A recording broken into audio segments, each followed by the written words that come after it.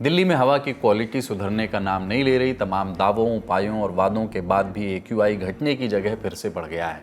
दिल्ली में गुरुवार की सुबह से ही मोटी धुंध की परत छाई रही। सरकारी आंकड़ों के मुताबिक 30 अक्टूबर की सुबह दिल्ली का एवरेज AQI 352 था।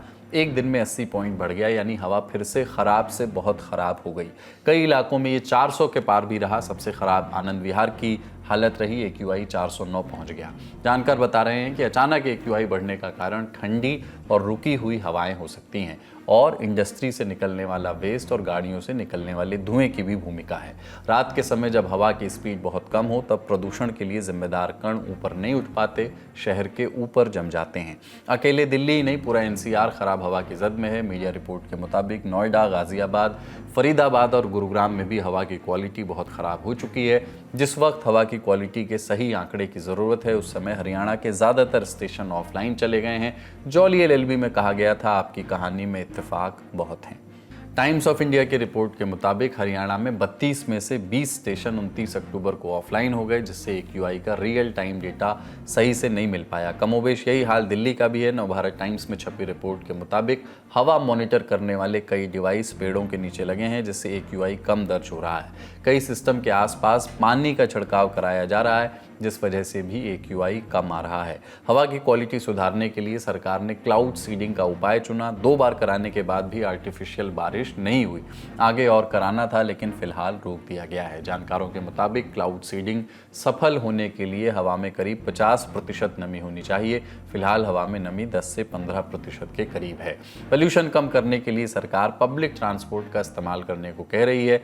पार्किंग की फीस बढ़ाई जा रही है, मेट्रो के फेरे बढ़ाए गए हैं। लेकिन क्या इन सब उपायों से दिल्ली वाले साफ हवा में सांस ले सकेंगे?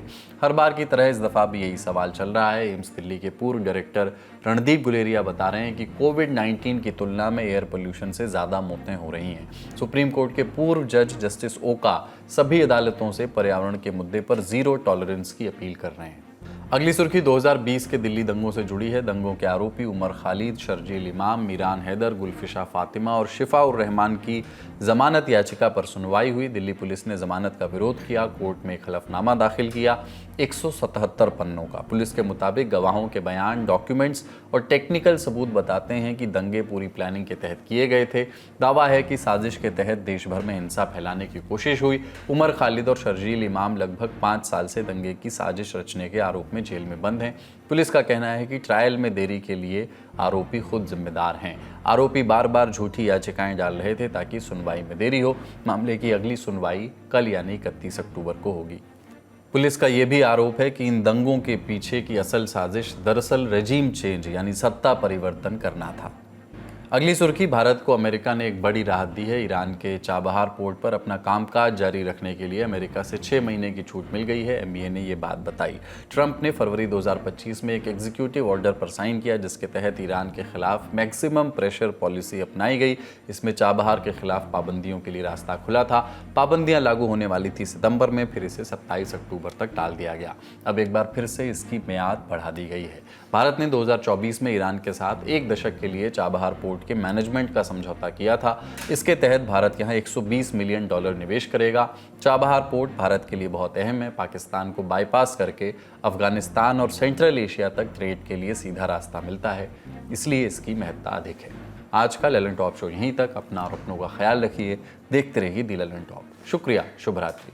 कैंसर नाम में ही खौफ है, लेकिन जरूरत बीमारी से डरने की नहीं, उसे समझने और उससे लड़ने की है। क्यों होता है ब्रेस्ट कैंसर, कौन सा टेस्ट कराएं और बच सकें तो बचें कैसे?